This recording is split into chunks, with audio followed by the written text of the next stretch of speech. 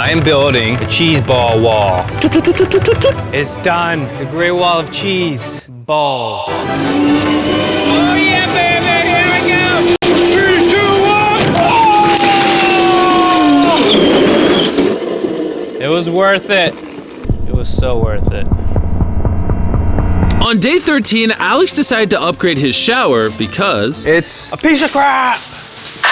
What I'm gonna do is use 4 of these shelves to reinforce the shower. Okay, here we go.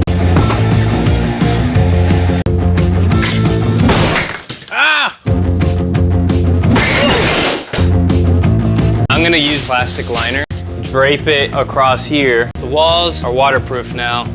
Alright, you gotta give it to him. This man is literally constructing a functioning shower out of just raw store parts. Bam, there it is. Shower's done. Time to test it.